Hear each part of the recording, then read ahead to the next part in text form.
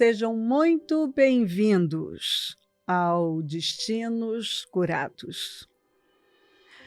Graças a Deus por mais esse dia, essa oportunidade.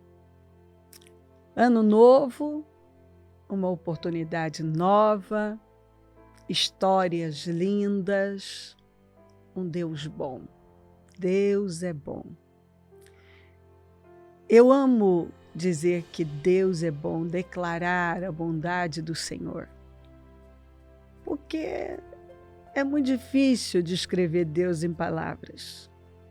Deus é bom e tudo que Ele faz é bom. Tudo que Deus faz, tudo que Deus fez, Ele disse que é muito bom, e tudo que Ele faz na nossa vida é muito bom. Às vezes não entendemos naquele momento, mas mais tarde nós vamos entender. Por isso que ser guiado pelo Espírito é uma dádiva, é uma bênção. Seja guiado pelo Espírito. O justo viverá pela fé. Não é por sentimentos, nem por pensamentos e emoções. É pela fé. E ser guiado pelo Espírito é andar pela fé. É aceitar a vontade de Deus, que a vontade dele é melhor. Quando nós lemos Romanos 1, nós vemos que o castigo do Senhor para aqueles que escolheram a direção errada, o pecado, é entregar uma pessoa às suas vontades. Bom, então faça o que você tem vontade. É a pior coisa. A melhor coisa que pode nos acontecer é Deus dizer não. Não. É uma bênção. Quando Ele vem e diz assim, Cléo, não. Não, Senhor, não. Não. Ok. O Senhor sabe. O Senhor tem informações que eu não tenho. Deus ama você. E se você está aí, você tem fome, e com certeza o Espírito Santo tem muito com a sua vida e está te dando oportunidade de ouvir, de crescer e de construir uma grande vida. Você quer um destino curado? Quer que o seu destino seja glorioso? Seja guiado pelo Espírito. A Bíblia diz assim, ó. Seja sobre nós a graça do Senhor, o favor dele. Nosso Deus confirma sobre nós as obras das nossas mãos. Sim, confirma a obra das nossas mãos.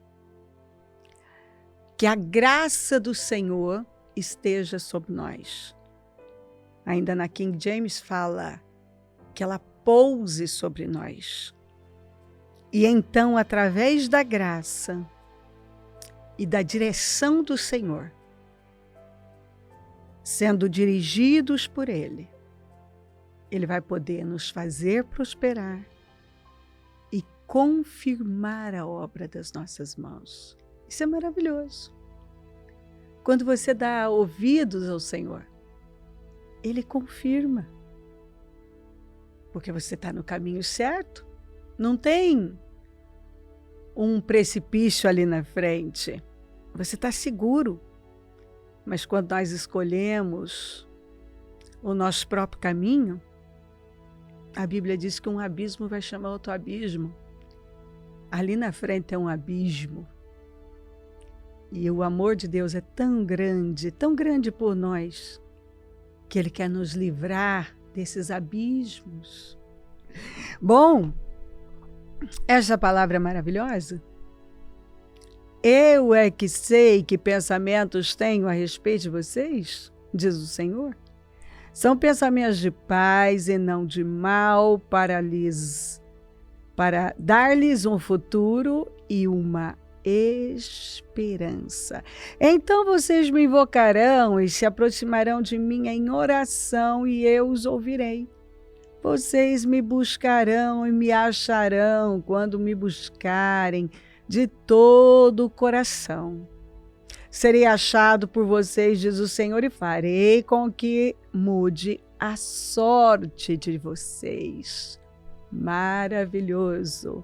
Bom, eu tenho histórias lindas, como sempre, que eu acredito de todo o meu coração que o que eles vão nos contar vai edificar muito você. Já estava me edificando, vai edificar muito a sua vida e vai te ajudar a escolher o caminho que Deus determinou para você, ser guiado pelo Espírito.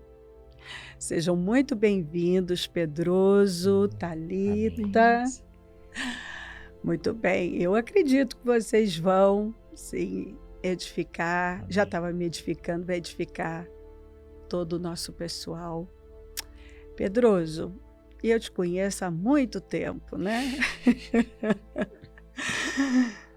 Você chegou menino na igreja. Sim, senhora. E com muitos problemas. Sim, senhora. Muita coisa para ser arrumada. Muito. Naquela época já era possível perceber que parecia que o destino de vocês já estava selado, né? Sim, senhora. Definido, né? É. Para o mal. Para o mal. Pedro, sua mãe foi gerada num contexto realmente devastador. Sim.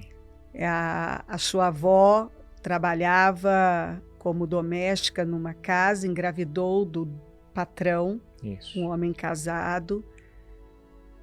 E aí, quando ela deu à luz, ela deu a sua mãe. Sim. E a sua mãe foi criada por pessoas, depois foi colocada no orfanato. Sim, senhora. Isso foi realmente, da mesma forma que ela foi gerada, e ela também foi conduzida a uma vida devastadora. Ela não tinha uma base, né, bispo? Exatamente. Não tinha alguém para colocar Então ela se sentia abandonada, uma vítima, rejeitada, muitas dores, aquele abandono. E eu me lembro de atender a sua mãe e perceber o tamanho da dor de quem foi rejeitada. Sim, era difícil para ela lidar com a rejeição. Sim, senhora. E ela precisava ser curada. E ela acabou passando aquilo que ela tinha para você, especialmente para você que era o mais velho. Sim, senhora. E você ainda estava aqui lembrando que você era uma pessoa vitimista, uma pessoa orgulhosa. Demais. O seu caráter, pelo que você estava dizendo, era um caráter deformado e que precisava de uma transformação. Sim, senhora. Nisso, seu pai mais ausente, sua mãe ali lutando com a vida, vocês tinham problemas financeiros tão graves que o máximo que vocês ficavam numa casa era 1 ano, né? 1 ano, bispo. E logo vocês eram despejados. Ou saía, porque não dava conta de pagar e conseguia fazer algum acordo para pagar depois. Ou, a maioria das vezes, acontecia o despejo. Isso não foi uma ou duas vezes. Isso foram muitas vezes. De eu ter memória, de eu lembrar, eu morei nesse bairro aqui na cidade de São José do Rio Preto. Agora vamos morar com a avó. Então, com a minha avó, eu tive que morar 3 vezes, porque não dava para morar pagando aluguel, para conseguir equilibrar e comprando o básico do básico ali para sobreviver. Vocês, por tantas privações, tinham anemia, você tinha, suas irmãs, né? Sim. Eu me lembro que quando vocês chegaram, todos os dentinhos, especialmente os seus, estavam cariados já na frente. Já tinha alguns perdidos e depois fui perdendo mais. E isso mexia demais com a autoestima, né? Demais, bispo. Demais, eu não conseguia sorrir. Eu não me tinha lembro prazer disso. de sorrir. Eu Tinha me vergonha lembro. de sorrir. Muito magrinhos. Muito. Eu lembro de você, assim, muito magrinho, Muito, pálido, com todos os dentes cariados, faltando realmente. Você ria. Já via que um menino adolescente, que você tinha 13 anos na Sim. época, quando eu vi você. Sua família veio. Você já tinha falhas. Bispo, se eu não estou errado nas contas, acho que eu perdi uns 7 ou 8. Já tinha muitas falhas. Já. Então, já vivendo muitas dificuldades, muita vergonha, Sim, senhora. muitas privações. Sim. Parecia não ter futuro, Pedroso. Bispa, parecia nunca, nem nos meus remotos sonhos, imaginar que um dia realmente a nossa vida mudaria. Eu estava lembrando de chegar no domingo, quando a gente voltava da igreja, e já era na própria mudança de vida. De ir para a escola. Porque um detalhe, me desculpe interromper, vocês estavam numa igreja, né? Estávamos antes numa igreja, antes da mudança de vida. Quando vocês chegaram nessas condições, vocês já estavam numa igreja? Já estávamos, tanto que saímos da igreja que nós estávamos e viemos para a mudança de vida, porque até mesmo o meu pai que tinha, infelizmente ele aprendeu uma forma de viver, de às vezes pedir dinheiro emprestado, depender de parente, pegar às vezes coisas, cheque, nome, e acabou tendo uma situação na igreja, onde nós estávamos de pedir coisas emprestadas, no caso dinheiro, e aí ter que sair porque não pagou. E aí o pastor acabou desligando a gente da igreja, e aí foi quando minha mãe acabou conhecendo a mudança de vida após isso, né? Que até detalhes que a senhora lembrou aqui hoje, que nem eu lembrava por ser tão novo, né? De gente encaminhar, saber se podia ajudar. Né? Sim, foi inclusive alguém da igreja que vocês estavam que me conhecia e acho que já não estava conseguindo ajudar, e aí me ligou e falou se eu podia ajudar essa família que não tinha nem onde morar. Sim, senhora. E aí eu falei, manda vir aqui, e eu atendi vocês. Era uma vida nós insustentável. assistimos vocês por um bom tempo, a assistência da igreja. Sim. Foi assistindo, foi ajudando, porque era um processo de restauração ali que realmente, quando eu encontrei vocês, tinha tanta coisa para arrumar que parecia que não ia por onde começar, né? Na verdade, nunca tínhamos decidido, né, nós arrumarmos a nossa vida. Então, na igreja que estava, então lá parecia que eles que tinham que arrumar a nossa vida. Ficou insustentável, vamos para um outro lugar. Aí chega lá, então não somos nós que tomamos a decisão de colocar a casa em ordem. Então alguém tem que fazer por nós. Né? Então foi por Era a conta disso. Mentalidade de que alguém tem que fazer por mim. Alguém tinha que fazer, bispo. Parecia que não era, mas era. Vocês não tinham a mentalidade de peraí, a gente precisa levantar e tomar uma decisão. Não tinha essa postura, não tinha essa decisão. Ela não acontecia. Tanto que a senhora, dentro do que a senhora acabou de colocar, a igreja teve que nos assistir. por um ano em nos ajudar na alimentação. Eu me lembro de um dia minha mãe subir no altar para agradecer a senhora e não lembro quem mais, da senhora mandar entregar um dinheiro para a gente poder comprar mistura e poder colocar combustível no carro, que era um carro que vivia mais dando problema do que funcionando. Que a gente tinha que empurrar o carro para o carro pegar. Tinha um carro, mas tinha que empurrar o carro para o carro pegar. Deixava ele numa região onde tinha uma baixada para poder não ter o trabalho de ter que empurrar o carro. Porque se ele não pegasse e acontecesse de chegar na subida, eu e meu pai tinha que empurrar ele. Então eu me lembro de minha mãe, às vezes, a gente até ficou com vergonha na época da senhora dar um dinheiro porque a gente não tinha nem o que comer. Se não viesse a comida que a igreja dava, então o que a gente fazia? Mas que decisão foi tomada para fazer diferente? De pegar a palavra, absorver e mudar.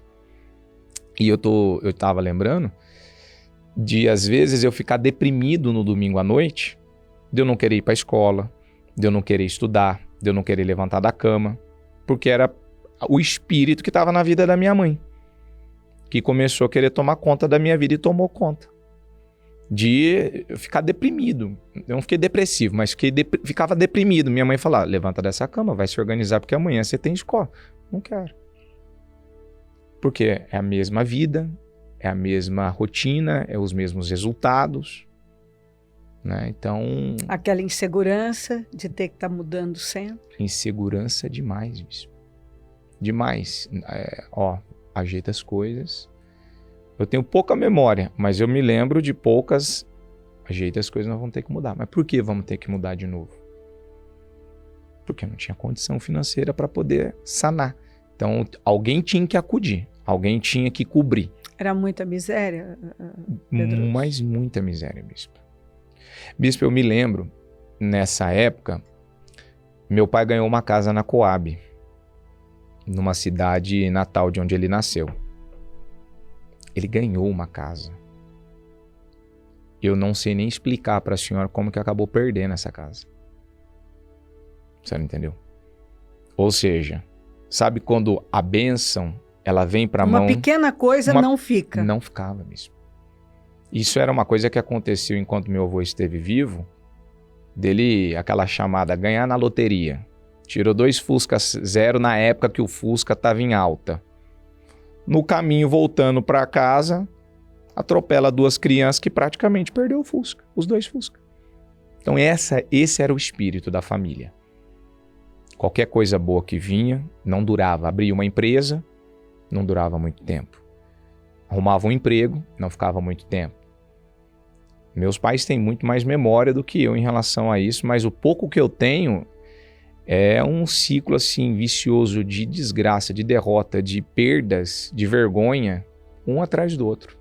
Só humilhação e vergonha. Humilhação e vergonha. E que parecia que nunca ia ter fim. Parecia que não ia ter fim. Você estava dizendo que não tinha nem perspectiva e não conseguia ver como. Quer dizer, a vida é assim mesmo. E ela fazendo com que podia. Com que podia. Eu me lembro de... É aquela expressão, vamos ver no que dá. Vamos ver no que vai dar. Porque você não está feliz com a sua vida. Você não está satisfeito com a sua vida. Reclamar, então, muitas vezes reclamava. As brigas aconteciam por conta disso. Tinha muita briga dentro de casa. Meu pai sempre, ele aprendeu a ser um cara muito movido por dinheiro, né? Eu tenho memórias de, às vezes, ele usar a expressão para mim quando ele tinha uma empresa, eu preciso, nesse final de semana, eu tenho que ter dinheiro. Então, vamos fazer uma duplicata sem ter venda, trocamos com um agiota para poder ter algum dinheiro. Então, essa era a mentalidade. Ainda ia pelas vias erradas, vias erradas, ou vamos num bingo. Vamos tentar num bingo. De às vezes ele ficar, não, eu preciso levantar dinheiro. Então, todas as vias que ele usava... Só em portas erradas. Portas erradas. Portas erradas. Parar e depender de Deus mesmo, não. Tanto que quando ele chegou na nossa igreja, bispo, nós nos batizamos juntos. Mas depois ele não quis seguir. E eu, numa determinada época, acho que em 99, eu quis seguir ele e até da nossa igreja, eu fiquei 9 meses distante, porque eu acabei me deixando levar por ele, né? Então, oportunidades, dizer assim, conhecia a palavra? Conhecia. Sabia o que devia fazer? Sabia. Sabia que devia se comprometer com Deus? Sabia. Mas graças a Deus que muitos dos vícios da família, bebida, cigarro, prostituição, essas coisas, não fez parte da minha vida.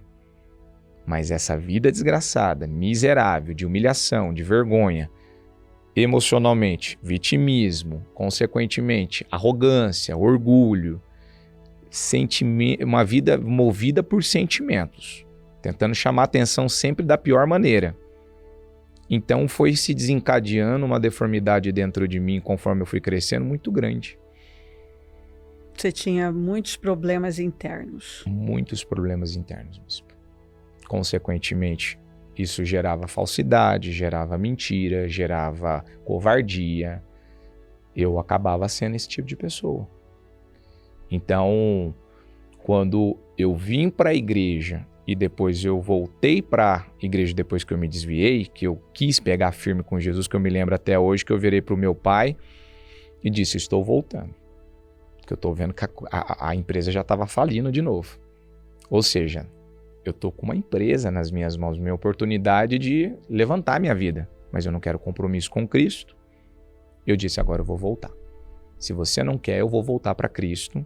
Voltei, me batizei de novo, porque na verdade, eu fui para a igreja forçado, eu ia para a igreja forçado, eu me batizei forçado, mas agora eu queria começar eu andar com as minhas próprias pernas. Tanto que nessa volta, bispo, foi tão bom isso para mim, que eu me lembro que eu percebi que brotou em mim um primeiro amor por Cristo. Eu ia para a igreja de a pé. Por 2 vezes houve tentativa de assalto, mas a vida era tão miserável que só tinha a roupa do corpo. Não tinha o que levar. Mas no caminho para a igreja. Eu ia, nessa fase, quando eu voltei, me lembro como fosse hoje, debaixo de chuva. A senhora teve uma vez ou 2, não me lembro quantas, da senhora me dar carona, da senhora ir para a igreja, de gente da igreja dar carona para ir para a igreja, porque a gente ia de a pé. E eu, muitas vezes, nessa fase, eu dizia para minha mãe, se você não pode ir, eu tô indo. Eu vou sozinho. E não importava, era uma longa distância. Mas eu ia. E foi quando eu comecei a me interessar mais pelas coisas do Senhor, com o Senhor, com as coisas da obra, né? Ô, Pedroso, quando você fala batizar, foi porque foi aí que você teve uma consciência de que a decisão tinha que ser sua e não ir lá tomar um banho, né? Eu queria mudar a minha vida mesmo. Você começou a entender isso. É porque por muitos anos, eu achava que meu pai era o meu super-herói. Então, meu pai é o meu pai, o meu herói.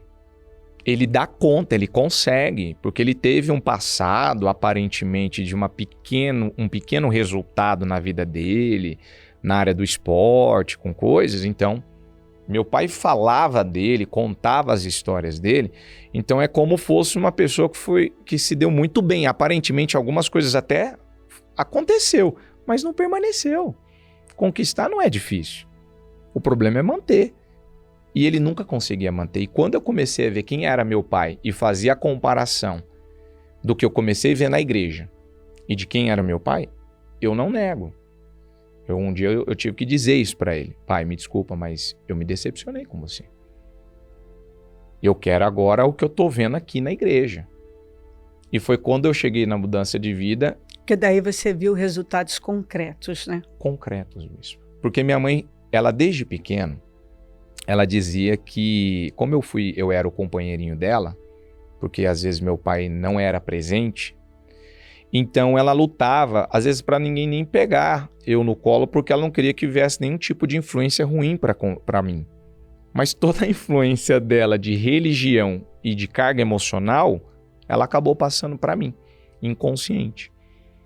Então eu me desenvolvi como uma pessoa religiosa. Bispa, eu me lembro, deu na igreja, eu não sei se a senhora se recorda, deu olhar para as pessoas assim, ó. Aquele olhar de desconfiança. aquele olhar de inseguro, de uma pessoa de que não acreditava. Em si mesmo. Eu não acreditava em mim mesmo. Eu não acreditava e carreguei isso por muito tempo na minha vida. Isso foi um problema na minha vida. Essa carga emocional foi um problema na minha vida. Essa religiosidade foi um problema que eu cheguei a um momento de achar que eu nunca ia conseguir arrancar esse ranço da minha vida. Ô, Pedroso, isso fez também de você uma pessoa carente e você acabava se envolvendo em relacionamentos errados. E eu me lembrei só de 2 vezes, mas você me lembrou de uma terceira que eu disse para você, não, isso não é para você. Sim. E aí, da última vez, você insistiu. Sim, senhor. E foi. E isso resultou, por fim, num abandono. E isso deve ter sido, para quem já tem esse vitimismo, essa rejeição, você bateu o pé, quer dizer, você acabou sendo orgulhoso, seguiu em frente com uma decisão que você ouviu pela terceira vez. Não. Exatamente, bispo. Bispa. Por fim começa a ficar aquele negócio assim, mas toda pessoa que eu encontro não é? Né? O pior da história era a rejeição. O pior da história era a rejeição. Porque eu já tinha e sofria com isso.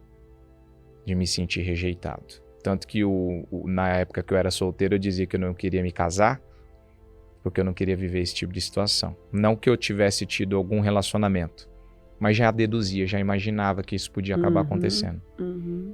Então, a senhora dizendo, eu quis pagar para ver. A última vez. Eu quis seguir em frente, porque eu queria acreditar que naquele caso ia ser diferente do que a senhora estava falando. Aí onde eu descobri depois que eu tinha a capacidade de passar por cima. A senhora estava até lendo que você se entregar para Deus, você vai ter um resultado de bênção. Sim. Você se entregar às suas próprias vontades, sim, você vai ter um resultado realmente de decepção, de fracasso. Porque o senhor vai confirmar a obra das nossas mãos dentro da direção dele, né? Sim, senhora. Mas, ou seja, ele vai terminar a obra que ele começou. Ele não é obrigado a terminar o que ele não começou. Oh, meu Deus, por que está acontecendo isso comigo? Exatamente. Ué, mas você que escolheu. Exatamente. Foi escolha sua. E muitas vezes os meus conflitos, porque aí nisso eu acabei me casando, eu vivi muito desses que a senhora está colocando agora, porque eu estou vivendo, porque eu estou passando. E no final, eu acabei vivendo exatamente. Eu recebi daquilo que eu coloquei como uma prioridade na minha vida. A palavra de Deus não foi. Eu coloquei alguém como uma prioridade da minha vida. E aí você acaba recebendo daquilo, né? Daquilo. Aquilo vai te dar o troco, né? Exatamente. Aqui, ó. E você aí... escolheu, você tinha a palavra, mas você escolheu isso aqui. Exatamente. Então você vai receber daquilo. E antes... Se você fica com a palavra, você vai receber o resultado da palavra. Da palavra. Se você vai contra a palavra, você vai receber exatamente. E Deus sempre avisa antes. E usou a senhora por 3 vezes e na última eu quis fazer do meu jeito. E você ainda estava lembrando, né? Que eu ainda, antes de você casar, junto com a pessoa, eu falei, ela não é o que o senhor tem para você. Não é. A senhora mostrou os pontos e eu, não, mas tô decidido. Inclusive para ela, né? Sim. Inclusive para ela, porque... A senhora estava buscando, a senhora estava me salvando. Salvar os dois. Exatamente. Salvar os dois. Exatamente, a gente não quis. Eu, no meu caso, não quis. Eu quis seguir. E aí, fiquei com isso, com essa marca, que não precisava. Podia ter esperado o momento certo, a hora certa. E o abandono, ele, para quem já tem... A rejeição aquilo potencializa, né? Demais isso. Demais. Aí eu comecei a entender um pouco o que minha mãe viveu na infância dela, né? De ter nascido, consequentemente a mãe dela não teve condição de criar ela, alguém teve que criar, aí essa família se separa, aí vai ficar com quem? Aí teve que ir para um orfanato. Então eu acabei carregando isso para minha vida por muito tempo, isso também afetou. E é o que você falou, né?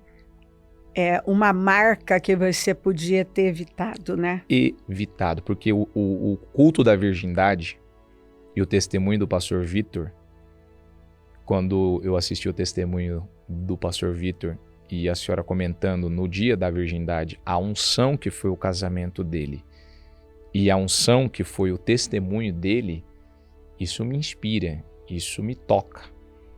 E aí não vou ficar aqui me culpando, mas eu tive, Deus me deu, Deus foi tão assim. Deus tem misericórdia de quem Ele quiser ter, né, bispo? Deus quis ter misericórdia de mim, usou a senhora. Ora, Deus fala de um jeito, de outro, né? Eu me lembro que na segunda situação, que eu brinco que você devia beijar meus pés até hoje, né? A pessoa que você se interessou, além de tudo, ela era muito mais, muitos anos mais velha que você. E eu dizia, isso, a pessoa já tinha um filho. Eu falei, você é um menino, isso é incompatível. E eu não sei se essa carência, e eu falava, mas meu filho, eu falei para você e para outros também, mas que mania que vocês têm de arrumar coisa errada. Era uma mania. Era um vício. Coisa! Vocês me dão trabalho demais. Sim, senhora. Dá para esperar em Deus, pelo amor de Deus? E foi dado muito trabalho. Olha que parte desses cabelos brancos aqui, vocês são culpados, hein? Eu tenho que ir lá retocar o Botox por culpa de... Reconheço que é verdade isso. É verdade. Ô, povo teimoso. É verdade. A teimosia não... só traz problemas, né, meu filho? Muita perda de tempo, muita perda Marcas de vida. Desnecessárias. Desnecessárias, bispo. Desnecessárias. Não, tava tudo certinho. Já vinha seguindo certinho. Mas é aquilo, né? Quando você não ouve o Espírito, você ouve as emoções, a voz errada que a senhora sempre prega, é o que acaba acontecendo. E tudo isso é por não trabalhar aquela carência, né? Aquela rejeição. Lança suas expectativas em Deus, vá para Deus. Exatamente. E você está falando, mas se a pessoa não dá abertura, ela não acredita que é daquele jeito, né? Eu lembro que a senhora falou e na hora é aquele pensamento. Não é bem assim que a senhora tá mas isso aí é o mais comum. Não, comigo vai ser diferente. Comigo vai ser diferente. Não é bem assim. É. Eu me lembro de um caso que você conhece também, que eu falei para a pessoa, não, Deus não tem isso para você. Junto com o casal. E a pessoa disse, não, mas eu mudo ele. Eu falei, minha filha, se tá manco de uma perna antes de casar, vai ficar manco das duas. E deu 8 meses depois, a pessoa foi abandonada. Puxa. E nós fomos ajudar e apoiar. Mas dá vontade de bater também, né? Que você tem... dá vontade de bater. Fala, mas dá para deixar de ser cabeçudo, pelo amor de Jesus? Sim, senhora. E nessa época eu estava na obra já. E foi por causa... Na época que a gente chegou na igreja, a senhora disse, foi feita uma regra por causa da minha família na parte da alimentação. Ó, daqui para frente agora alguém tá... É porque a assistência, o assistencialismo, ele não é para ser para sempre. Até porque isso não é bom para ninguém. Porque o problema não é você ajudar a pessoa. O problema é que a vida dela tem que mudar. Porque eu não vou me sentir realizada se eu estiver pregando para você e sua vida não deslanchar. Eu quero que a sua vida deslanche, que você prospere e que você passe a ser um doador. Sim, porque é assim que tem que ser. Mas a mentalidade da escassez, bispo, ela é tão desgraçada que eu lembro da senhora se importar com o que a gente se vestia, se importava em melhorar nossa aparência. O remédio para matar os vermes. O remédio para matar os vermes. A senhora se importava com tudo. A senhora ensinava tudo, até como sentar na mesa, mexer com os talheres. Não, e a turma que chegou estava cheia de piolho e nós fomos tratar e arrancar aquele monte de piolho e passar o remédio. Então a senhora ensinou... Nós já pegamos, tem várias situações, né? Muitas, bispo. E lá estávamos nós naquela batalha para resolver aquilo. Com a senhora a gente aprendeu a ser, na verdade, um pai espiritual. A senhora ensinou. Uma mulher ensinou homens, que na época nós éramos jovens, no meu caso jovem, a passar a ser um pai espiritual. Então, mesmo com tanta deformidade, com muita coisa que estava dentro de nós errado, tudo isso era ensinado, não era falta de ensino. O beabá era ensinado, o detalhe do detalhe era ensinado. Então, nessa época, depois que eu sofri esse abandono, a pessoa saiu da obra, abandonou a obra e me abandonou, mais uma regra teve que ser feita. Daqui para frente, quem sofre esse tipo de situação, a pessoa quer sair da obra, o outro vai ter que acompanhar. Graças a Deus, mais um fio da navalha para mim, que eu quase perdi, né? Já vinha perdendo, as perdas já eram grandes, e graças a Deus eu pude permanecer na obra nessa época e poder depois, mais para frente não, depois de um tempo Deus me deu a oportunidade de conhecer a Thalita, que aí eu ouvi a senhora, né? Eu me lembro de ouvir a direção da senhora, que era uma boa moça. Mas antes dessa parte da Thalita, bispo, eu quero frisar isso, deixar isso bem frisado, que desde quando eu cheguei à igreja, então eu cheguei em 1997, a senhora sempre se preocupou em nos ensinar tudo. Tudo. Desde a época que eu não era obreiro, desde a época que depois eu me tornei obreiro, sempre a senhora ensinava tudo pra gente. Tanto que eu me lembro que no dia da orientação não é para você, a senhora ensinou detalhes do que cabe, do que não cabe, do que você deve fazer, do que você não deve fazer.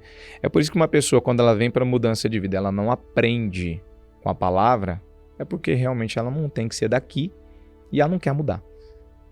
Então, por muitos anos, por mais que Deus tinha essa misericórdia comigo, usando a vida da senhora, porque a senhora teve muita paciência comigo demais.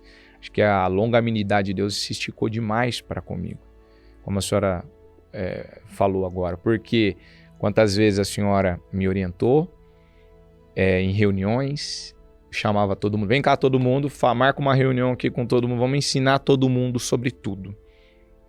Então eu não me canso de falar isso, seja numa pregação, num culto, quando tem que se dar algum exemplo, de mostrar que eu me inspirei todos esses anos na senhora, na escolha de uma esposa, na vida, né, na família, que aí eu passei a saber, a desejar em ter uma família, tudo, acho que tudo.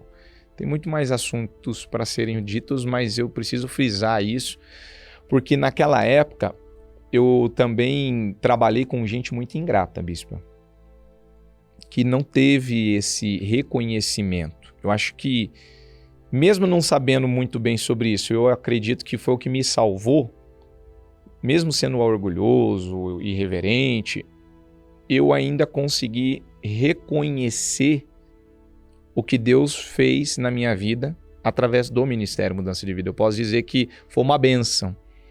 Aquela dívida que meu pai fez com a mulher do pastor presidente da igreja, e alguém ligar para a senhora e a senhora aceitar. Então traz esse caso para cá, traz esse problema para cá, eu vou ver o que eu faço para resolver esse problema dessa família.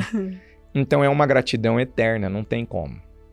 Porque de lá para cá, as mudanças que eu sofri na minha vida foram muito drásticas, foram muito grandes. É interessante isso que você está falando, né?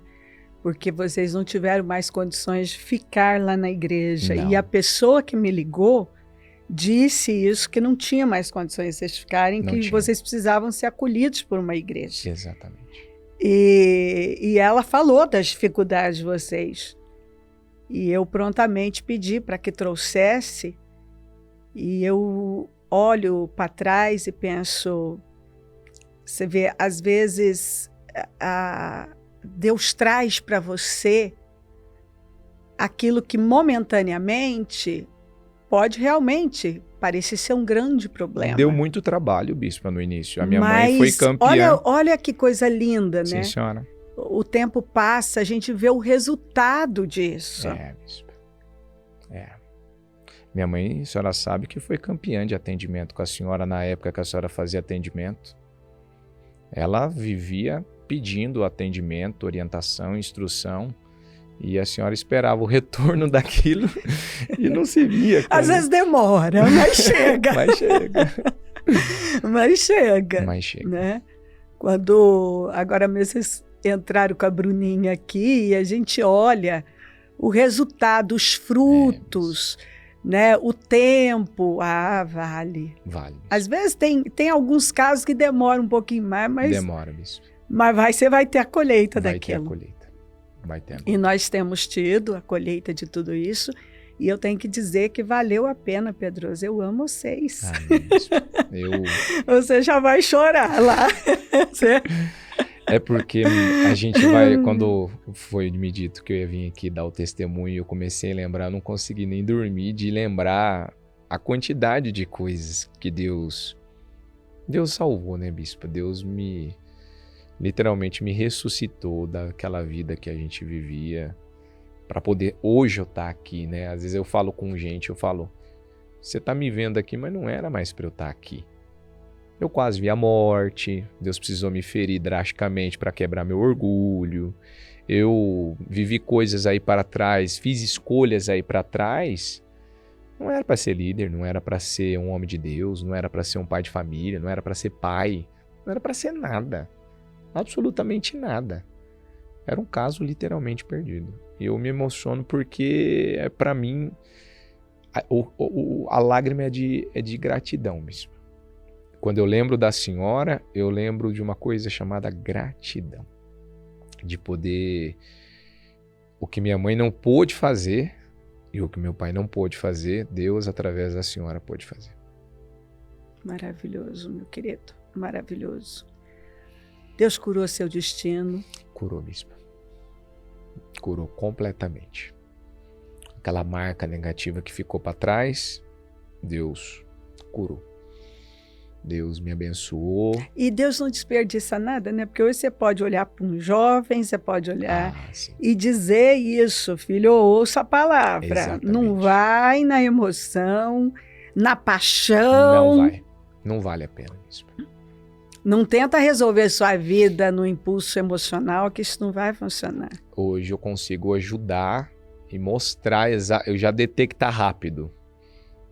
Emoção, sentimento, um egoísmo, né? A pessoa está sendo dirigida pelo coração.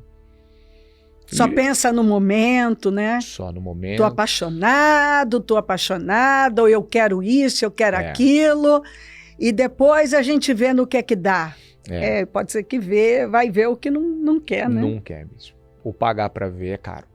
E às vezes pode ser irreversível, quase foi irreversível para mim. Eu agradeço a Deus por ter acordado antes, porque sabe aquela pessoa que estica demais o elástico de Deus? Eu fui essa pessoa. Eu estiquei demais o elástico de Deus e acredito que Deus ainda via um general lá dentro, um homem que podia sair para fora e... Eu não era homem, né, bispo?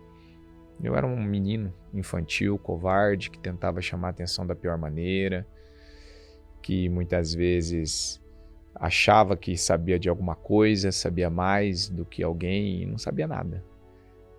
Achava que tinha tido um encontro com Deus, que a minha vida realmente estava mudada, diferente, mas foi através da palavra, desses ensinamentos que a senhora dá. Quando alguém fala... Mas é só isso que tem que ser feito? É ouvir a palavra para a minha vida mudar? é tudo isso. É tudo isso. Né? Porque se você for capaz de não só voltar para casa depois de um culto, mas você voltar E não ser um ouvinte esquecido. e praticar, aí você vai ter resultado da palavra. Então estava faltando na minha vida a prática. E quando eu passei a praticar o que é realmente ensinado, aí tudo mudou. Qual a mensagem que você deixa para um teimoso? Não paga para ver. Não vai valer a pena. Dependendo do nível de consciência dessa pessoa, ela pode pagar e sofrer a maior perda da vida dela. Deus vai ter misericórdia de quem Ele quiser ter misericórdia. Muita gente que tem morrido muito cedo é o reflexo, literalmente, dessas pessoas não temerem a Deus. O que alonga, o que aumenta os nossos dias de vida é o temor. É o temor. A pessoa não quer saber nada de Deus, não quer dar ouvidos à voz de Deus, não quer se voltar para Deus, Encurta os seus anos de vida. ela vai morrer mais cedo. O teimoso, se ele pagar para ver, pode ser que ele vai perder a vida dele, a eternidade. Vai ter muitas perdas e pode ter até a perda maior que da vida, né? Da vida, bispo. Deus curou seu destino, você é um Pedroso transformado, que ama Jesus, ama as almas e hoje tem experiência para ajudar as pessoas. Sim, senhora, bispo. Eu tô igual a palavra de ontem, agora eu tô aos passos das crianças. Sem correria, sem viver naquela coisa que eu tenho que fazer, eu tenho que fazer, eu tenho que fazer. Eu tenho aprendido a desfrutar de uma vida com Deus, ficar com Deus e com a minha família. A vinda da Bruna, ela veio para trazer muitas mudanças e muita alegria que eu queria ter na minha vida, e eu brequei por muitos anos achando que não viveria isso. Mas tudo isso foi aprendendo com a senhora. Essas direções, essas instruções, ao primeiro amor, ao tempo com Deus, a comunhão com Deus. O vinho só fica bom quando ele mantém na sua conserva, né? Ele fica sendo conservado ali. Então, para eu poder ter essa semelhança com Deus, ainda estava falando isso ontem, você precisa ficar mais com Deus, conviver mais com Deus, Sim. andar mais com Deus, para você ter mais de Deus. Então eu tenho aprendido isso com a senhora, aprendi isso na palavra, e eu tenho visto que isso funciona, que antes eu achava que não funcionava, eu vejo que isso é o que funciona. Na verdade, o que funciona são coisas simples, que de tão simples as pessoas acham, não, tem que ter outra coisa. Tem que ter. E não é. Tem intimidade com Deus. Exatamente. Comunhão com Ele. Exatamente. E Ele vai te levar. Sim, senhora. Ele te leva, é o favor dele. Na verdade, quando a gente descobre bênção, é o favor de Deus. Maldição é a falta do favor de Deus na nossa vida. Sim, senhora.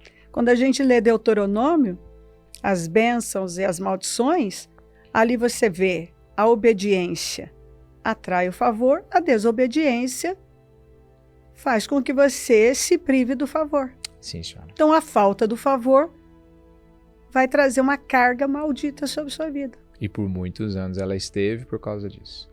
E graças a Deus é a bênção agora do Senhor e cada dia mantendo ela. Maravilhoso. Thalita, minha filha, você também foi criada num lar disfuncional. Seus Sim, senhora. pais divorciados foram viver juntos. Sim, senhora. Na casa do seu avô. Sim, senhora. E aí você nasceu desse relacionamento. Sim, senhora. Mas as coisas eram bem desorganizadas. Muito bagunçada mesmo. Eu me recordo desde muito pequena. O meu pai sempre uma pessoa fraca, um homem fraco. E a minha mãe sempre uma mulher que tinha uma família, mas não zelava pela família. Então eu me lembro sempre dela sempre beber muito. O meu pai sempre não tinha nenhuma voz ativa, nada. Então ela fazia do modo dela, do jeito dela. E a gente viveu ali na casa do meu avô, numa garagem, por 10 anos. 10 anos 10 numa anos. garagem. Era um cômodo grande, Seu mas pai era uma era garagem. mais velho que a sua mãe, 16 anos. 16 anos.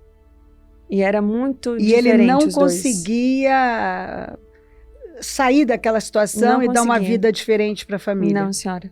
Ainda que ele trabalhasse, ele não conseguia sair daquele lugar. Era uma maldição.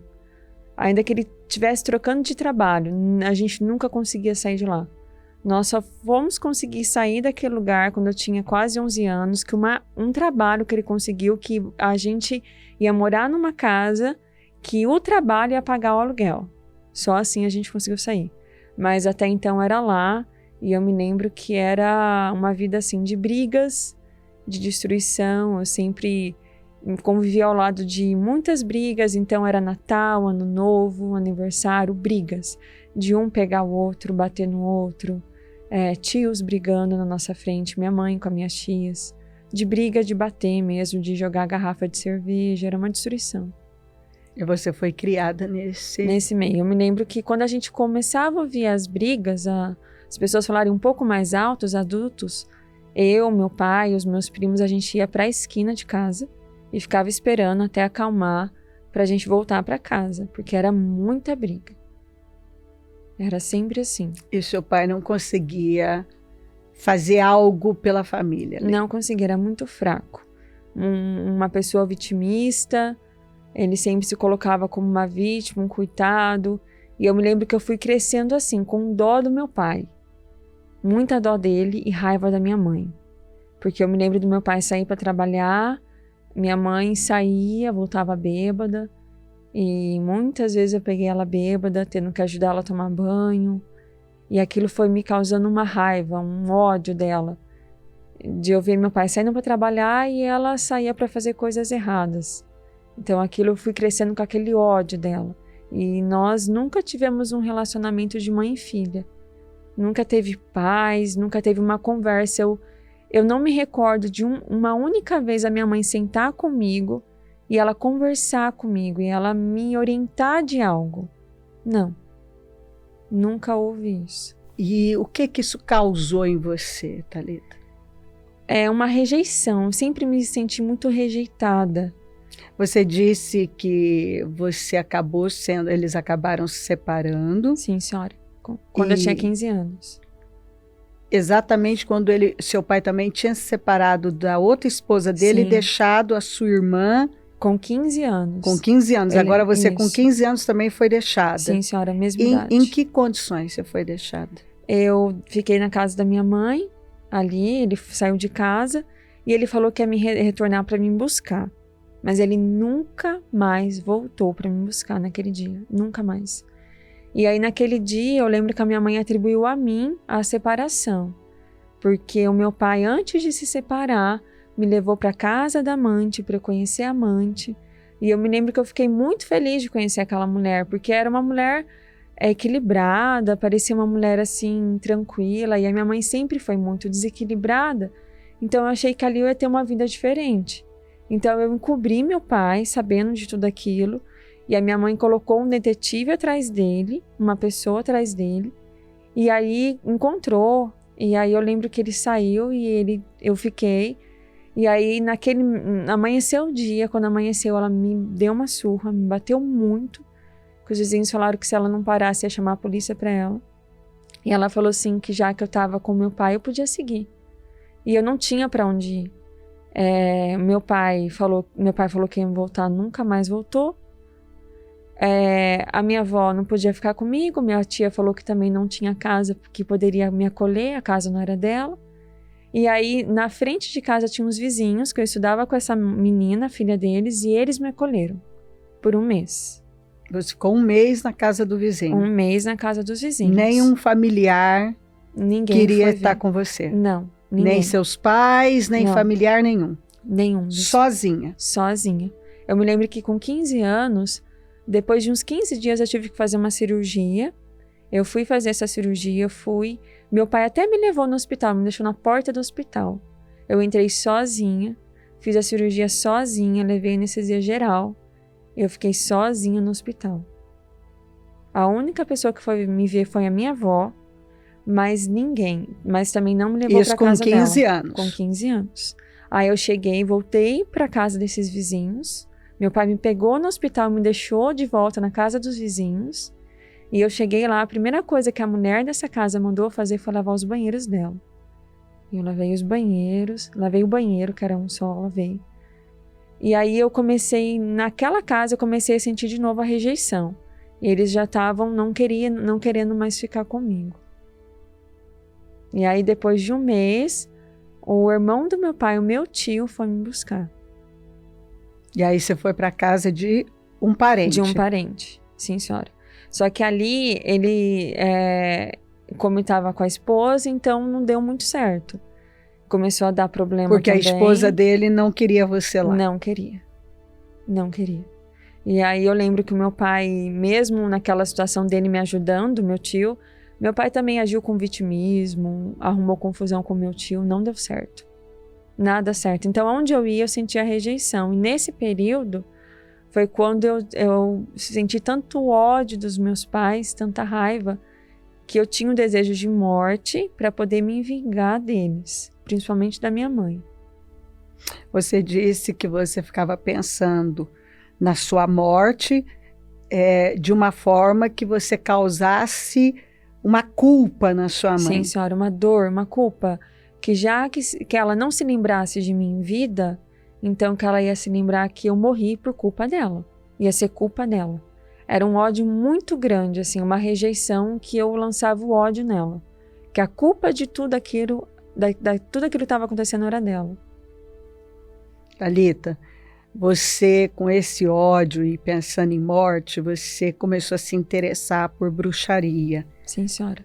E você começou a se interessar muito por bruxas. Sim, e senhora. Estudar sobre bruxas e buscar rituais. Sim. Sim, e senhora. aí você entrou num mundo sombrio mesmo. Sim, senhora. Foi uma coisa assim, como a palavra diz, né, Bispo? Um abismo puxando o outro. Porque quando eu tinha 6 anos, primeira vez que eu vi um demônio mesmo. Com 6 anos? Com 6 anos. E eu me lembro quando eu acordei e falei para os meus pais, a minha mãe me bateu. Ela não deu atenção, ela me bateu naquele dia e me mandou para a escola. E aí daquele dia em diante, dos 6 anos em diante, eu via coisas. Então eu via vozes, eu via vulto. Eu me lembro que antes um tio meu morrer, eu fiquei sabendo que ele ia morrer, eu avisei que ele ia morrer. E aí na mesma noite ele morreu. Então eram coisas assim muito demoníacas que acontecia comigo já na infância. E aí, quando eu tinha 13 anos, meu pai me levou para o espiritismo, para o Allan Kardec, que eu tinha que desenvolver essa mediunidade. E aí virou uma bola de neve. E aí eu comecei a me envolver com a feitiçaria, com a bruxaria. Foi quando eu fui me afundando. Então eu via coisas, eu ouvia, eu sentia, eu falava. Eu me lembro que eu morava perto de um cemitério, eu passava no cemitério, o ponto de ônibus era ali na frente. Eu ouvia vozes, eu sempre tinha a certeza que eu nunca estava sozinha. Mas não era sozinha porque Deus estava comigo. Sim. Mas porque tinha algo ali.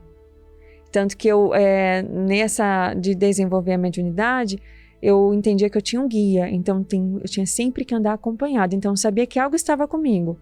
E eu tinha que entender que aquilo era normal, era um dom que eu tinha. E aquilo foi indo. Foi dessa forma? Foi nessa forma, até eu chegar na igreja. Você disse que a sua tia, vendo para onde você estava indo, te chamou para ir para a igreja. Sim, senhora. Ela me chamou. O chamou... Ministério Mudança de Vida. E você disse que quando você entrou, você teve uma paz que você não conhecia. Sim, senhora. O que me fez voltar à igreja, a ficar na igreja, no começo não foi nem que eu queria sentir a presença do Senhor, tá, com Deus, mas eu queria aquela paz, aquele alívio na minha alma que eu nunca tinha sentido antes, que eu não tinha. Que era tanta aflição, tanta opressão, que eu me lembro que as pessoas falavam assim pra mim: nossa, você tá parecendo com bruxa. Porque a minha fisionomia começou a mudar e eu me alegrava. Eu me lembro que eu queria me aparecer mesmo. Você queria se parecer com bruxa? Queria me aparecer com bruxa. Ter a fisionomia. E aquilo me deixava bem. E era tanta opressão que eu não sabia o que eu fazia. Era de tão perdida que eu era. E na igreja eu senti uma paz tão grande que eu me lembro que quando acabou o culto a primeira vez, eu não queria ir embora da igreja. Eu queria ficar na igreja. Eu não queria ir embora. Thalita, e você... O que você... Você era vitimista também? Muito vitimismo. Muito, muito mesmo. Tanto que... Você disse que sua família tinha um problema com mentira e você tinha Sim, problema senhora. com mentira, vitimismo, o que mais? Minha mãe, ela sempre partia para promiscuidade. E eu peguei isso dela. Então eu achava que não tinha, mas eu peguei isso da minha mãe. A mentira reinava, tanto na família da minha mãe também, mas do meu pai era muito forte a mentira. Então eu me lembro de ouvir sempre assim, eu tô falando isso, mas isso não é mentira. Isso é para não causar um problema. Muitas vezes eu ouvia isso do meu pai, da minha avó, da minha tia. Então não era mentira, para não causar uma situação. Então tinha que esconder aquelas questões que estavam ali. E aí você começou a achar que era tudo normal. Normal. Tudo normal. Não era mentira, era para evitar algo de acontecer. Foi assim que eu fui sendo formada. Até eu chegar na igreja. Até eu chegar aqui em São Paulo. E a senhora foi vendo a deformidade que eu tinha no meu caráter. Muito grande. De mentir assim até eu esquecer das minhas próprias mentiras. Acreditava nelas. Totalmente, sim senhora.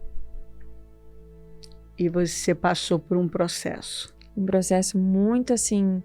Tinha que ser liberta. Liberta totalmente. Eu me lembro o caráter tinha que ser transformado. Totalmente transformado. Mesmo. E tinha que lidar, né, com questões internas que Sim, você senhora. nem via que estava lá. Não, senhora, não via mesmo.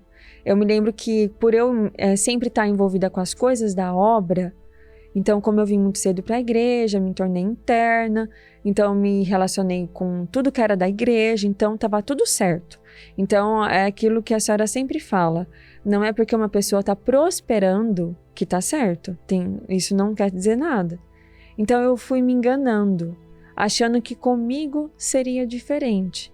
Então eu fui uma pessoa, eu recebi muito de Deus. Eu me lembro que quando eu cheguei, alguns achavam até que eu tinha problema mental, de tão passada que eu era. Eu não sabia nada. E tudo que eu aprendi na minha vida foi na igreja, foi com a senhora. Eu não sabia nada. E aí eu me lembro que eu fui aprendendo. Deus foi me dando essa oportunidade de eu aprender muitas coisas. Só que foi como Sebna. Eu fui me tornando altiva.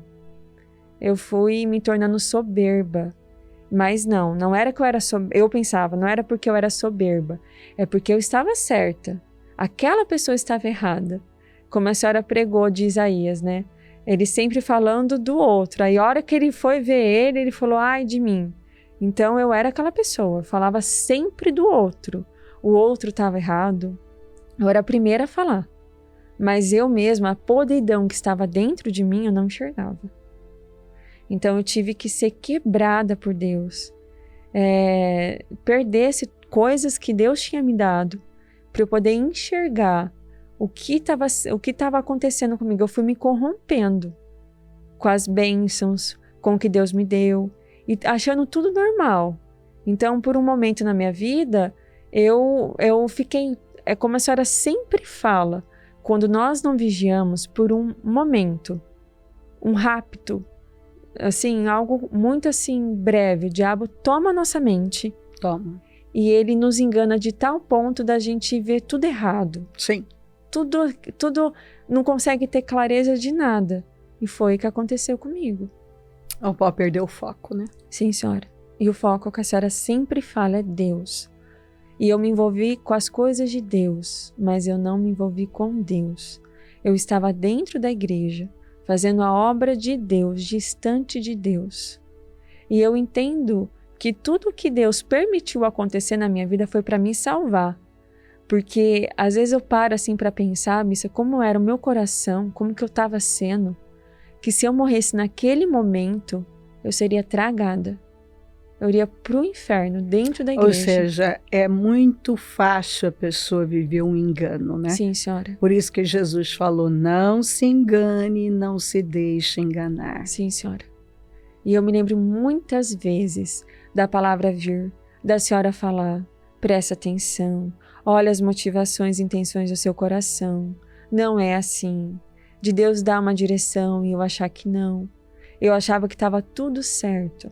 Comigo ia ser diferente. E não é diferente.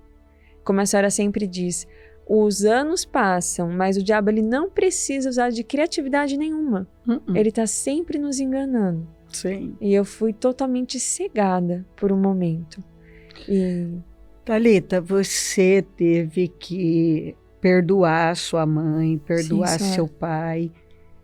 E, inclusive, eu me lembro da dificuldade que você tinha com a sua mãe.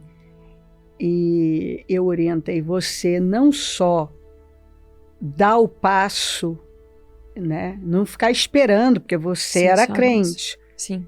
E começar a plantar na vida dela. Sim, senhora. Eu lembro que aquilo para você inicialmente era inconcebível. Sim, senhora. Porque para você, bom, não fizeram nada por mim, eu não vou fazer nada por eles. Sim. E eu dizia para você, não, você tem que senhora. plantar na vida deles. Sim, se você não resolve esse problema com pai e mãe, não dá para você seguir na vida. Sim, senhora. E você começou a plantar, né, na vida deles, mesmo contra a vontade. Nossa, eu lembro que às vezes eu chegava assim, teve situações de eu chegar até a senhora chorando. Que aquilo eu achava uma injustiça comigo. No começo eu me lembro que eu me sentia injustiçada. Assim, como pode? Não me ajudou em nada. Não fez nada por mim, ainda depois de velha, ainda me dá problema. E eu me lembro que a senhora sempre falava, mas é melhor você estar na condição do quê? É melhor você querer, é melhor você ajudar ela ou você ter que ser ajudada por ela?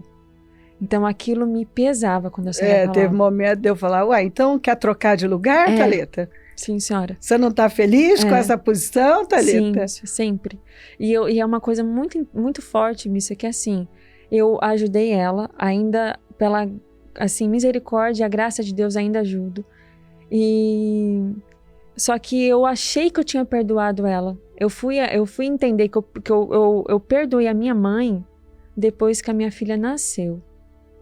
Porque eu perdoei, ajudava ali, mas aquele perdão assim, sincero, aquela coisa profunda, eu só consegui perdoar ela depois que eu tive a Bruna. Porque eu entendi que assim, por mais que ela teve todos os defeitos... Parecia que você tinha resolvido, mas aí quando sua filha nasceu, você entendeu que ainda tinha algo para terminar de resolver. Sim, senhora, tinha. Porque você já vinha plantando na vida dela, lidando, sim, abençoando, ajudando financeiramente. Sim, e eu me lembro que é muito interessante que depois eu comecei a ajudar a minha mãe, muitas bênçãos vieram para minha vida. Exatamente. Muitas coisas Deus fez por mim, mas eu só consegui perdoar ela literalmente depois que eu tive a minha filha. Porque eu entendi que ela deu o que ela tinha para mim. E que só o fato dela não ter barrado, ela ter me dado a vida, então ela já foi a mãe que eu precisava. Porque muitos não têm essa oportunidade. E eu me lembro que depois que eu tive a Bruna, deu mais ou menos um mês e pouco, eu liguei para ela. E eu disse para ela que eu perdoava ela ali naquele momento de verdade. Que eu liberava o perdão por ela. E eu pedi perdão para ela por muitas vezes eu ser rude com ela, eu ser dura. Eu não dar abertura para ela entrar na minha vida. E eu pedi perdão a ela e disse que eu reconheci depois que eu tive a minha filha.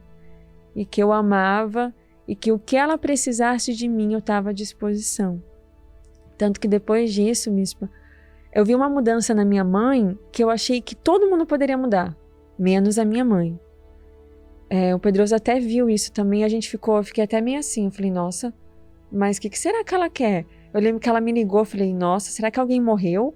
Porque ela nunca me ligou, ela nunca me ligava.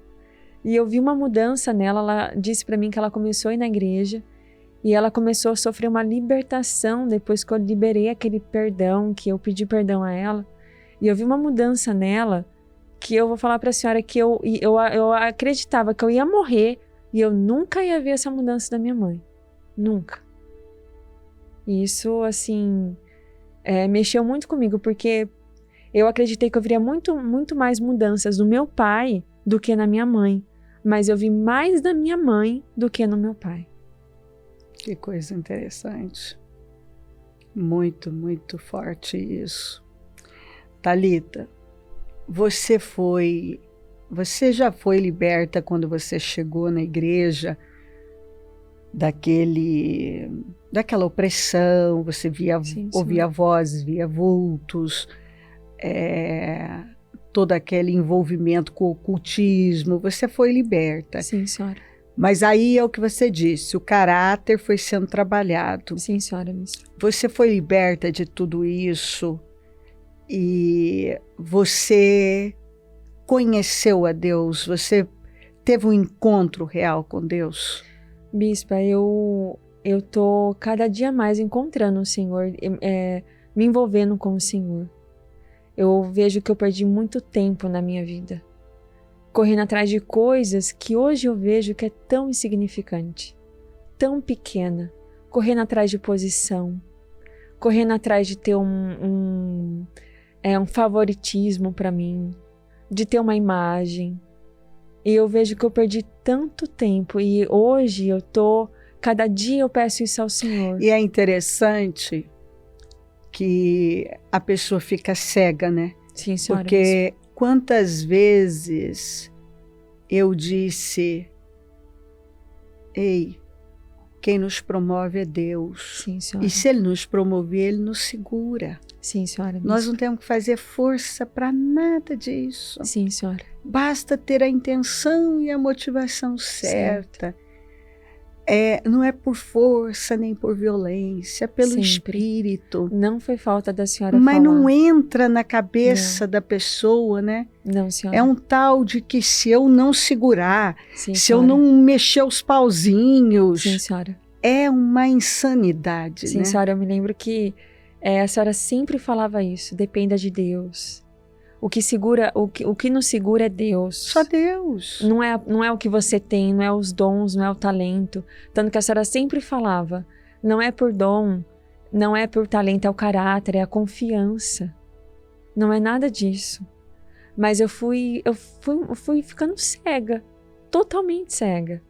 E às vezes eu paro para pensar assim, Mispa, Deus teve muita misericórdia, porque se eu fosse receber o que eu cultivei no meu coração, eu não estaria aqui hoje.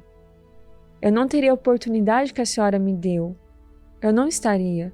Mesmo estando na igreja, conhecendo, ouvindo a palavra, que a senhora sempre fala, a gente estava inchado de palavra, obeso de palavra. Não era falta de palavra. Falta de praticar. De praticar. Virou uma rotina, algo normal. E Deus, às vezes assim, eu me pego assim, pensando em tudo que aconteceu, mas eu só falo isso para Deus, Senhor, foi para me salvar. E tudo que o Senhor faz é bom. E eu vou confiar no Senhor. E eu sei que a senhora sempre fala que uma colheita ruim, ela termina. E logo vem uma boa quando a gente planta o que é certo. Isso aí. E é isso que a gente tem que confiar. Isso aí. Que vai vir a colheita boa, que Deus muda as situações. Que Deus transforma aquilo que era para ser a maior destruição, que é aquilo que a gente está vendo no Daniel. Ele transforma em bem e ele não desperdiça, ele ainda é capaz de pegar todas aquelas escolhas erradas e você ainda usar e dizer para alguém, ó, é assim mesmo, nós pagamos para ver, porque nós simplesmente passamos por cima. Sim, senhora. Porque é assim. Sim, Mispa, isso mesmo. E eu me lembro assim, Miss, às vezes você gostaria de estar onde você estava? E eu sempre falo assim, com aquele espírito que eu tinha, com aquele caráter que eu estava tendo, não. Não. Para estar do jeito que eu estava, não. Então, é necessário a gente estar onde Deus quer, fazendo o que Deus quer, mas tendo paz e com o espírito certo, do que a gente estar onde a gente quer, mas ali se corrompendo o nosso espírito. Ou seja, se eu não tiver caráter para promoção, sim, senhora, vai ser uma maldição. Sim, senhora, isso foi na minha vida. Foi uma maldição. A promoção na minha vida ela veio como uma maldição, porque eu não tinha caráter nenhum. E o pior é que eu achava que eu tinha caráter. E eu não tinha nada, eu só tinha um coração azedo. Minha filha, qual é a mensagem que você deixa para alguém que passa por cima de tudo que está ouvindo, vendo, sendo avisado, mas lá dentro tem aquela mentalidade demoníaca? Não, eu tenho controle e não é bem assim. Comigo vai ser diferente. Não vai ser diferente. Pode ter certeza que não vai ser. Eu lembro que eu pensava exatamente isso, que comigo ia ser diferente, que eu tinha um controle. E eu sempre ouvi que eu tinha exemplos de pessoas, até mesmo que me levantou, e que elas não estão mais, porque corromperam o espírito, a mente. E comigo eu achava que eu tinha um controle. Não é diferente, ao contrário, pode ser até pior do que aquilo que ela já viu em outras pessoas. Ela não é uma coisa que a senhora sempre nos ensinou. Não leve você a sério. Não leve o que você está sentindo a sério. Leve Deus a sério. Porque se a gente levar o que a gente está sentindo, a gente destrói com a nossa vida. O Senhor curou seu destino? Sim, Bispa, curou. E a cada dia tem feito coisas novas da minha vida. A sua visão de Deus, da vida, hoje foi alinhada? Foi alinhada, Bispa. Está sendo alinhada a cada dia também. Porque hoje eu tenho noção, vivência do que realmente é servir a Deus. Depender de Deus. Estar só com Deus. E o que é a obra de Deus? Porque a obra de Deus não é status, não é posição. A obra de Deus é o que a senhora sempre nos ensinou. É uma doação. É servir. É servir. É ser um bom servo humilde. Sim, senhora. Sim, senhora. E depender de Deus. A senhora sempre passou isso para nós. E eu me lembro que por um tempo a minha dependência não era Deus. Era a senhora. Eu não dependia de Deus. Quando o Pedroso falava assim para mim, você não está dependendo de Deus. Nossa, eu brigava com ele. Eu falava que não. Mas a minha dependência não estava em Deus. A minha dependência era a senhora. O meu porto seguro era a senhora. E é o que a senhora sempre fala. Se algo toma o lugar de Deus no nosso coração, você vai perder. A gente vai perder. E Deus faz isso porque Ele nos ama. Isso aí. Porque Ele tem que ser a prioridade da nossa vida. Ele tem que ser a prioridade da nossa vida. E só agora, Bispa, eu falo para a senhora, só agora, depois que eu tive perdas, depois que a minha filha nasceu, que Deus está sendo a prioridade da minha vida. Por esses anos todos, Ele não foi a prioridade. Mesmo estando na igreja, atendendo pessoas, agora Deus é a prioridade da minha vida. Agora eu entendo que pode tudo. E o que tem que ficar é Deus. Tanto que é o que a senhora sempre falou para nós. Coisas vão embora, mas o que fica é o que a gente tem com Deus. E na minha vida foram coisas embora, porque eu não tinha o que era certo, eu não tinha Deus. Deus não era o alicerce da minha vida. Porque Ele é um pai amoroso, né? Sim, senhora. E quem que Ele quer abençoar mais do que nunca? Seus filhos. Sim. Mas Ele é tão amoroso que a maior prova do amor dele é a correção. Sim, senhora. Sim. E é uma delícia quando Ele vem e nos corrige, vem com o cajado e diz, vem pra cá. Sim, senhora. Vem pra cá. Vem pra cá. Sim, senhora. Porque quando Deus, eu corrijo quem eu amo. Então, assim, quando Deus está nos corrigindo, quando Ele ainda está investindo, está ali falando tal, você está, opa, você tem que ver, gente, Deus me ama. Sim, senhora. O problema é se Ele silenciar. Aí a vaca foi pro brejo. Mas é o que a senhora sempre fala. É melhor estar na mão de Deus do que estar no lugar que você quer e não ter a bênção de Deus. Exatamente. Então, foi importante isso acontecer na minha vida, Bispo. Tudo isso foi importante. Porque senão eu não teria acordado. Eu não sei qual seria o meu fim. Porque era uma soberba, uma altivez. E hoje eu tenho vergonha da pessoa que eu fui.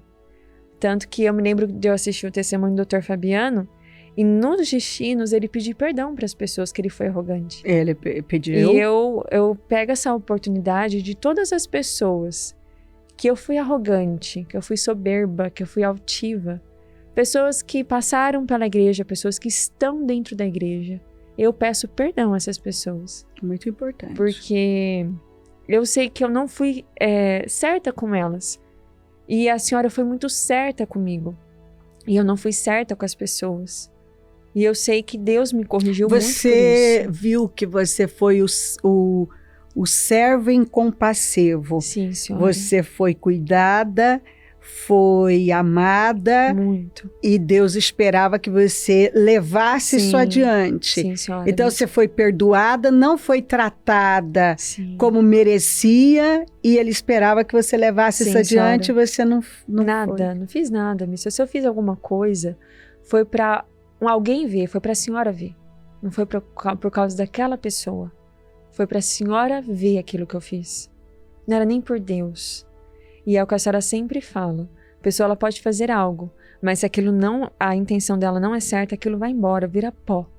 E eu vi anos da minha vida virando pó, porque as intenções não eram corretas, não eram certas. Então, tudo que eu não tive com os meus pais, eu não tive uma mãe, eu não tive um pai presente, um pai forte. Deus colocou a senhora, eu tive a oportunidade de ter a senhora fazendo tudo isso por mim. Coisa que a senhora não era obrigada a fazer nada do que a senhora estava fazendo, a senhora fez além. E eu retribuí tudo isso com maior ingratidão. Uma ingratidão assim que hoje às vezes assim vem à minha memória, graças a Deus através da palavra, não como culpa mais, mas para mostrar tudo aquilo que aconteceu. E eu tenho vergonha da pessoa que eu fui. Eu tenho vergonha, eu tenho um ranço daquela pessoa, daquela Thalita, de chegar e cobrar as pessoas, de falar para as pessoas, você tá fazendo isso não tá certo. Mas por dentro de mim tava assim, sem misericórdia, e eu queria ser tratada com misericórdia, mas eu não tinha misericórdia nenhuma, nada. Era uma altivez. E como a Bíblia fala que Deus, Ele humilha os arrogantes e exalta os humildes. A arrogância do teu coração te enganou. Sim, senhora. Me enganou completamente. Mas eu agradeço a Deus, por Deus ter me despertado. E às vezes eu fecho os olhos assim, eu me lembro dos conselhos, sempre das palavras que a senhora dava. E isso me faz assim pensar, olha, às vezes quando eu vejo um resquício, uma coisinha querendo vir, eu falo, não vou ser essa velha Thalita, eu não sou mais essa pessoa. E eu não aceito mais voltar para aquele lugar. Você hoje enxerga um futuro e você tem perspectiva com tudo que você viu e entendeu. Sim, senhora Bispa, hoje o meu futuro eu entreguei nas mãos do Senhor. Porque eu me lembro que me dava assim desespero de eu imaginar de um dia eu não estar mais do lado da senhora, de um dia eu assumir uma igreja. Isso para mim não era futuro. Só que foi necessário, isso foi bênção para minha vida, tudo que aconteceu foi bênção. Deus, era necessário isso acontecer. E hoje eu tenho uma paz assim, isso aqui antes eu não tinha. Então hoje o meu futuro eu sei que está em Deus. Eu não sei como vai ser, mas a certeza que eu tenho é que Deus está lá e Ele cuida das coisas. Maravilhoso, maravilhoso. Tá aí. Falar o quê, né? É uma lição de vida para todos nós. Vamos orar. Meu Deus, eu te amo. O Senhor é a melhor coisa da nossa vida. Muito obrigada. Obrigada pela vida do Pedroso e da Thalita, pela vida da Bruninha. Obrigada por essa família, obrigada por tudo que eu ouço aqui, que eu estou vendo aqui, tudo que o Senhor tem feito. Obrigada, Senhor. Eu te amo e te glorifico por tudo e pela vida deles. Muito obrigada. Que essa mensagem que eles passaram tenha ensinado, tenha impactado, esteja realmente mexendo com pessoas, fazendo elas reverem a vida, seus motivos, suas intenções. É preciso fazer um balanço, é preciso parar. Às vezes, é preciso ir no passo das crianças. Eu oro, Senhor, para que possamos sempre dar uma passada em Peniel. Eu vi Deus face a face. Porque é vendo o Senhor face a face, é tendo encontro com o Senhor, que nós vemos como eles lembraram. Quando Isaías teve um encontro com o Senhor, te viu de uma maneira que nunca tinha visto. Também viu tudo que estava errado. A gente tem que chegar no ponto de Moisés, que o Senhor disse, ó, tá aí a terra, tô dando o que vocês queriam, tô entregando tudo que vocês queriam, mas eu não vou com vocês. E Moisés disse, então eu também não vou, porque eu não quero a terra, eu quero o Senhor. E só de falar eu me emociono, porque esse tem que ser o nosso desejo maior. Não é do Senhor nos dar alguma coisa, é do Senhor estar com a gente. Eu não quero entrar em lugar nenhum, não quero nada se o Senhor não estiver comigo. Eu quero o Senhor. Ele disse, eu quero ver a sua glória. Ó, tá aí Moisés, tá a terra, você viu? Vou entregar o que vocês queriam, mas eu não vou não. Não, então eu também não vou, Senhor. Se é o Senhor, eu não tiro o pé daqui. E eu quero ver a sua glória, eu quero o Senhor. Eu não quero terra nenhuma. Eu quero é o Senhor. Se o Senhor não entrar na terra comigo, que graça tem? Então, é esse o entendimento que eu peço que todos tenham, meu Pai. De que o que adianta ter alguma coisa se o Senhor não estiver lá? O que adianta? E se ter uma promoção, ou sei lá o quê, e o Senhor não nos acompanhar. Não, eu não quero, eu quero o Senhor. Jesus, a gente quer o Senhor. E se for necessário abrir mão de tudo, igual Moisés falou, não, então daqui eu não vou sair, não vou para terra nenhuma, eu prefiro ficar no deserto com o Senhor do que entrar na terra prometida sem o Senhor. E essa é a verdade, Pai. O que adianta ter tanta coisa se o Senhor não estiver lá? Porque o prazer, a alegria, a satisfação vem do Senhor. Toca profundamente os corações. Que possamos deixar pessoas conscientes, diferentes e tão conscientes, capazes de tomar as decisões certas e se posicionarem. Eu abençoo os lares, as famílias, salva, liberta, que a paz tome os corações e que nada fique da mesma forma. Muito obrigada, obrigada, porque eu acredito que nós vamos colher muitos frutos desse testemunho. Muito obrigada, Senhor. Peço a tua bênção, dou a minha bênção, agradeço, amém, amém, amém. Graças a Deus, amém. Maravilhoso, maravilhoso. Pode contar com a gente. E queira Jesus. Se aproxime dele. Vá no passo das crianças. Vá para Peniel. Busque ver o Senhor face a face. Ele te ama. E o que ele quer é um relacionamento com todos nós.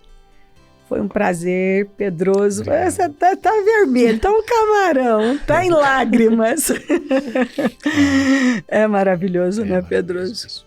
Muito obrigada por ter vindo. Muito obrigado. Muito obrigada pela sinceridade de vocês, pela capacidade de serem vulneráveis, porque é isso que dá credibilidade, é isso que edifica a gente.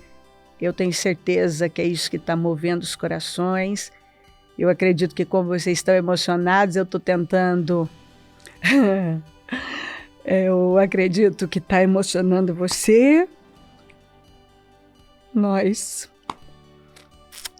Amo vocês. Pode contar com a gente. Obrigada.